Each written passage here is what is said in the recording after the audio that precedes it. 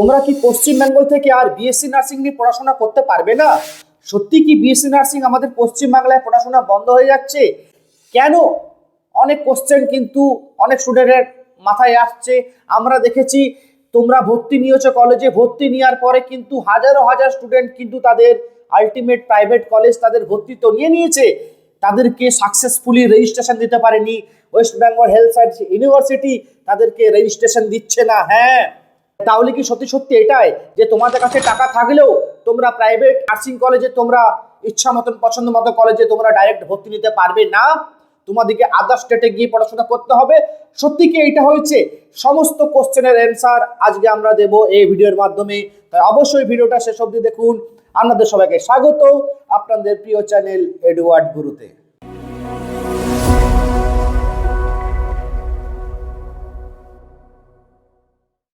হ্যাঁ বন্ধুরা, আমাদের কাজ আপনাদের জন্য সঠিক থেকে সঠিক ইনফরমেশনটা তুলে ধরা, আর এডুয়ার্ড গুরু গত কয়েক বছর ধরে এটাই করে আসছে। তাই আজকে আমরা একটি খুবই গুরুত্বপূর্ণ টপিকে ভিডিও এনেছি, বিএসসি নার্সিং। হ্যাঁ, অনেক স্টুডেন্ট যারা মেডিকেল ফিল্ডে নিয়ে পড়াশোনা করতে চায়, যারা হয়তো মেডিকেল বা এমবিবিএস বা বিডিএস এ চান্স পায় না, তাদের কাছে একটা রাস্তা থাকে কি, যে বিএসসি নার্সিং নিয়ে পড়বো।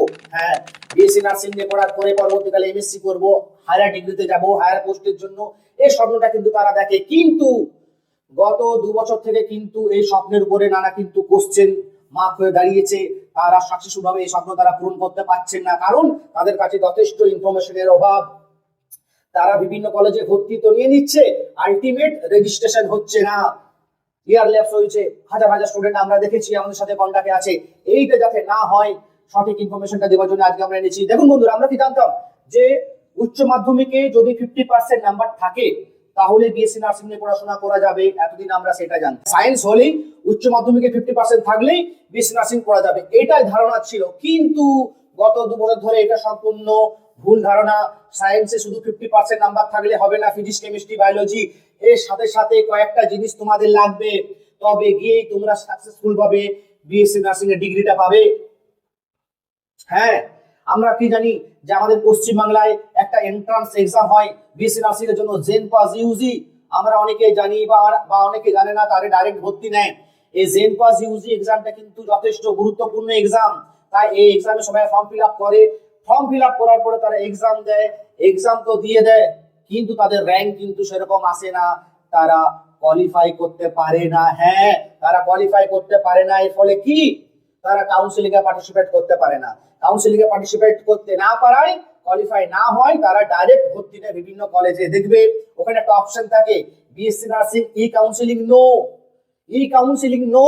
তোমার র্যাঙ্ক কার্ডও থাকবে, তুমি যদি পরীক্ষা দাও, যদি ইএস থাকে তোমরা কাউন্সিলিং এ বসতে পারবে, বা কাউন্সিলিং হওয়ার পরে কাউন্সিলিং এ যদি নাও চান্স পাও, ইএস থাকলে তোমরা যে কোনো প্রাইভেট কলেজে যদি সিট খালি থাকে তোমরা ডাইরেক্ট সেই কলেজে বুক ঠুকে অ্যাডমিশন নিতে পারো, কোনো প্রবলেম নেই, যদি এলিজিবল থাকো বিএসসি নার্সিং এ ইএস তবেই। কিন্তু যাদের নো থাকছে তারা কোথায় যাবে? যারা জেন পাস এক্সামে কোয়ালিফাই করতে পারছে না, তারা তো পড়তে চায়, তারা কোথায় যাবে? তাদের জন্য কিন্তু কোনো রাস্তা নেই। নিয়ম সম্পূর্ণ চেঞ্জ হয়ে গেছে গত বছর থেকে।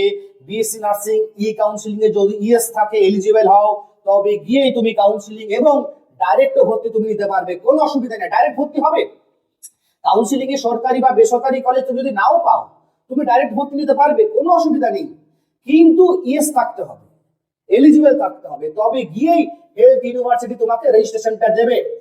তাছাড়া পড়াশোনা করে কোনো লাভ নেই, ফালতু ফালতু একটা বছর নষ্ট হবে। আর এছাড়া উপায় কি? জেন পাস এক্সামে তোমরা হয়তো পাস করতে পারলে না, কিন্তু তোমরা পড়তে চাইছো, আরেকটা উপায় আছে, সেটা হচ্ছে নিট ইউজি। হ্যাঁ, অনেকে জানে না নিট, এই নিট ইউজি এক্সামটা যথেষ্ট গুরুত্বপূর্ণ। তাই আমরা সবাইকে সাজেস্ট করি, বিএসসি নার্সিং এ যারা পড়তে চাও, জেন পাসের সাথে সাথে কিন্তু নিট ইউজি এক্সামটা অবশ্যই বসো। হ্যাঁ, কোনো কারণে হয়তো তুমি জেন পাসে কোয়ালিফাই করতে পারলে না, কিন্তু নিটে কোয়ালিফাই করে গেলে, হতে পারে দুটো এক্সাম অপশন তো থাকছেই, তাই দুটো পরীক্ষা অবশ্যই দিতে হবে, জেন পাস ইউজি এবং হচ্ছে 2 নম্বর নিট ইউজি। এই দুটো পরীক্ষাতে যদি তোমরা বসো, দুটোর মধ্যে যে কোনো একটাতেই কোয়ালিফাই করলে তোমরা কিন্তু যে কোনো প্রাইভেট কলেজে সিট খালি থাকলে ডাইরেক্ট ভর্তি নাও, কোনো সমস্যা হবে না। আর এই দুটাতেই যারা কোয়ালিফাই করছে না, তারা কোথায় যাবে? তাদের জন্য শুধু একটাই রাস্তা, পশ্চিমবঙ্গের বাইরে আদার স্টেট, মানে ব্যাঙ্গালোর বা কর্ণাটক। হ্যাঁ, সেখান থেকে পড়তে পারো, সেখানে ভালো ভালো কলেজ আছে, কিন্তু এখানে এক্সাম দেওয়ার পরে র্যাঙ্ক কার্ড দেখার পরে তোমাদেরকে কিন্তু ডিসিশন নিতে হবে। অনেকে কিন্তু ডিসিশন নিতে নিতে এত লেট করে, এত ডিলে করে, এর ফলে কি তাদের 1 বছর 2 বছর কিন্তু নষ্ট হয়ে যায়। তাই ইমিডিয়েট সময় পরীক্ষাটা দেয়। দেখো পরীক্ষা যদি কোয়ালিফাই করতে পেরেছো দুটো পরীক্ষাতে, তাহলে তোমাদের ওয়েস্ট বেঙ্গলে ভর্তি দিতে পারবে। তাছাড়া ব্যাঙ্গালোরের জন্য কিন্তু তোমরা মুভ করতে পারো, কোনো অসুবিধা নেই। ব্যাঙ্গালোর থেকে এসেও এখন অনেকে রেজিস্ট্রেশন হয়ে যাচ্ছে, এখন আর কোনো অসুবিধা হচ্ছে না যে ব্যাঙ্গালোর থেকে করলে রেজিস্ট্রেশন হবে না, সেটা আগে প্রবলেম হচ্ছিল, এখন আর কোনো প্রবলেমই হচ্ছে না। আইএনসি পারমিশন দিয়ে দিয়েছে যে তোমরা যে কোনো স্টেট থেকে পড়ে এসে তোমরা রেজিস্ট্রেশন তোমাদের স্টেটে নিতে পারো, সেই নিয়ে অসুবিধা নেই। কিন্তু পশ্চিমবাংলায় ভাই পড়তে গেলে তোমাকে জেনপা কিংবা নিট ইউজি কোয়ালিফাই করা দরকার অবশ্যই। এই পয়েন্টগুলো মাথায় রেখে যদি তোমরা ভর্তি নাও, আশা করি কোনো অসুবিধা হবে না। আর পার্সোনালি কিছু জানার থাকলে আমাদের হেল্পলাইন নম্বরে কল করে এনি টাইম তোমাদের যাবতীয় ইনকোয়ারি করতে পারো। আমাদের টিম অল টাইম আছে তোমাদের সাথে, তোমাদের পাশে। যদি ভিডিওটা ভালো লাগে লাইক করুন, কমেন্ট করুন, এবং যারা যারা এই বছর নার্সিং নিয়ে পড়তে চায় সবাইকে ভিডিওটা ইমিডিয়েট শেয়ার করুন। আজকের মতো এখানেই, আগামী ভিডিওতে আবার দেখা হবে।